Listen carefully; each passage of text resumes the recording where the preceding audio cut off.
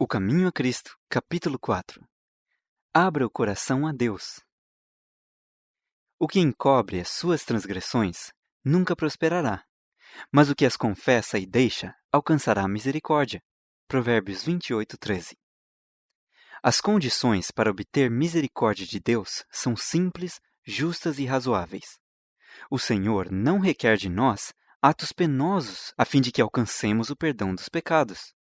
Não precisamos empreender longas e cansativas peregrinações, nem praticar duras penitências, a fim de recomendar nossa alma ao Deus do céu ou expiar nossas transgressões. Mas o que confessa os seus pecados e os deixa, alcançará a misericórdia. Diz o apóstolo: confessai as vossas culpas uns aos outros, e orai uns pelos outros, para que sareis. Tiago 5,16.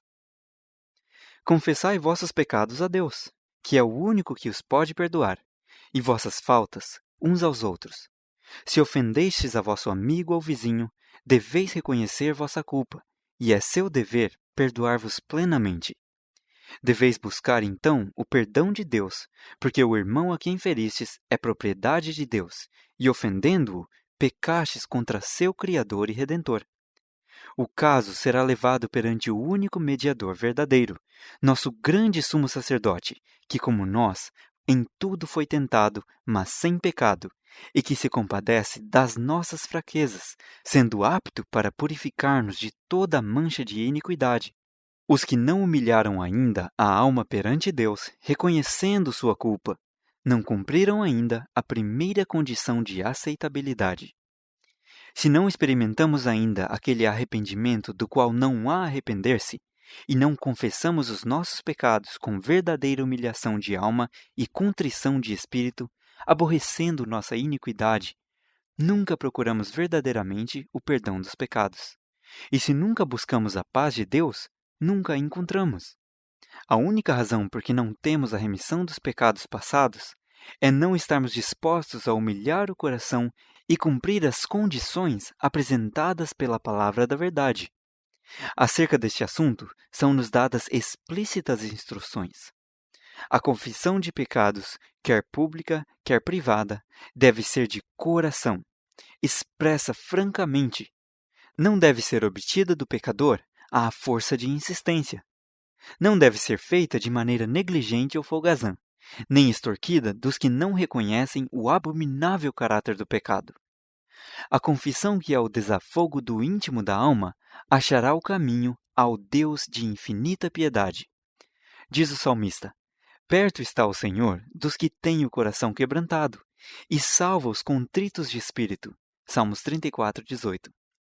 A confissão verdadeira tem sempre caráter específico e faz distinção de pecados. Estes podem ser de natureza que devam ser apresentados a Deus unicamente. Podem ser faltas que devam ser confessadas a pessoas que por elas foram ofendidas.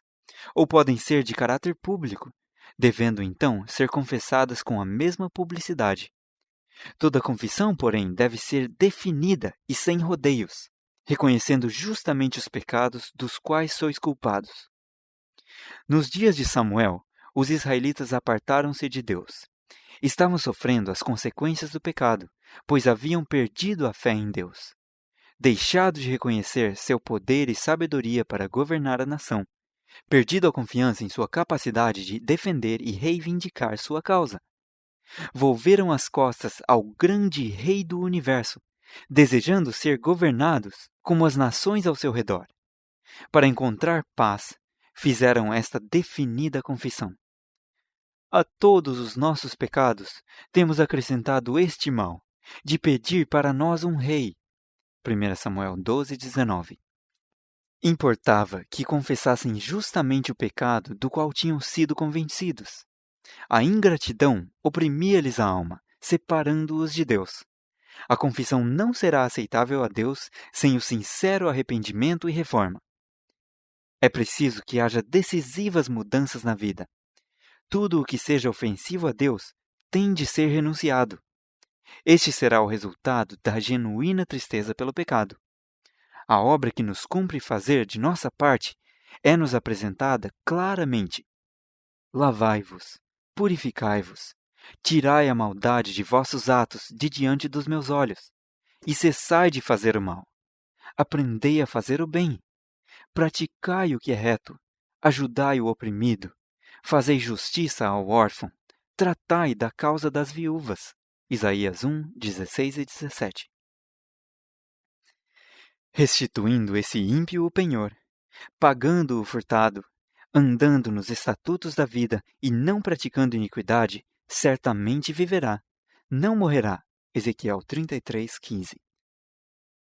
Paulo diz, falando da obra do arrependimento: quanto cuidado não produziu isso mesmo em vós, que segundo Deus fostes contristados. Que apologia, que indignação, que temor, que saudades, que zelo, que vingança. Em tudo mostrastes estar puros neste negócio. 2 Coríntios 7, 11. Quando o pecado embota as percepções morais, o transgressor já não discerne os defeitos de seu caráter, nem reconhece a enormidade do mal que cometeu, e a menos que se renda ao poder persuasivo do Espírito Santo, permanece em parcial cegueira quanto aos seus pecados. Suas confissões não são sinceras e ferventes. A cada reconhecimento de seu pecado, acrescenta uma desculpa em justificação de seu procedimento, declarando que se não fossem certas circunstâncias, não teria praticado este ou aquele ato pelo qual está sendo reprovado. Depois de haverem Adão e Eva comido do fruto proibido, ficaram cheios de um sentimento de vergonha e terror. A princípio, seu único pensamento era como desculpar seu pecado e escapar à temida sentença de morte. Quando o Senhor os interrogou acerca de seu pecado, Adão respondeu, lançando a culpa em parte sobre Deus e em parte sobre a companheira. A mulher que me deste por companheira, ela me deu da árvore e eu comi. A mulher lançou a culpa sobre a serpente, dizendo, a serpente me enganou e eu comi. Gênesis 3, 12 e 13. Por que fizeste a serpente? Por que lhe permitiste entrar no jardim?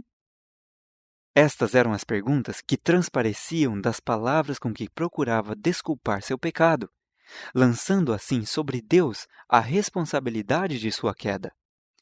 O espírito de justificação própria originou-se no pai da mentira e tem sido manifestado por todos os filhos e filhas de Adão. Confissões desta ordem não são inspiradas pelo Espírito Divino e não são aceitáveis a Deus. O arrependimento verdadeiro levará o homem a suportar ele mesmo sua culpa e reconhecê-la sem engano nem hipocrisia. Como o pobre publicano, que nem ao menos os olhos ousava erguer ao céu, clamará: ó Deus, tem misericórdia de mim, pecador. E os que reconhecerem sua culpa serão justificados, porque Jesus apresenta seu sangue em favor da alma arrependida. Os exemplos que a palavra de Deus nos apresenta, de genuíno arrependimento e humilhação, revelam um espírito de confissão em que não há escusa do pecado, nem tentativa de justificação própria. Paulo não procurava desculpar-se. Pintava seus pecados nas cores mais negras, não procurando atenuar sua culpa. Diz ele, encerrei muitos dos santos nas prisões, e quando os matavam, eu dava o meu voto contra eles, e castigando-os muitas vezes por todas as sinagogas, os obriguei a blasfemar, e enfurecido demasiadamente contra eles, até nas cidades estranhas os persegui. Atos 26, 10 e 11. Não hesita em declarar que Jesus Cristo veio ao mundo para salvar os pecadores, dos quais eu sou o principal. 1 Timóteo 1,15. O coração humilde e contrito, rendido pelo arrependimento genuíno, apreciará algo do amor de Deus e do preço do Calvário, e como um filho confessa sua transgressão a um amante pai, assim trará o verdadeiro penitente todos os seus pecados perante Deus. E está escrito, se confessarmos os nossos pecados, Ele é fiel e justo para nos perdoar os pecados e nos purificar de toda injustiça. 1 João 1,9. O fim do capítulo 4 do Caminho a Cristo.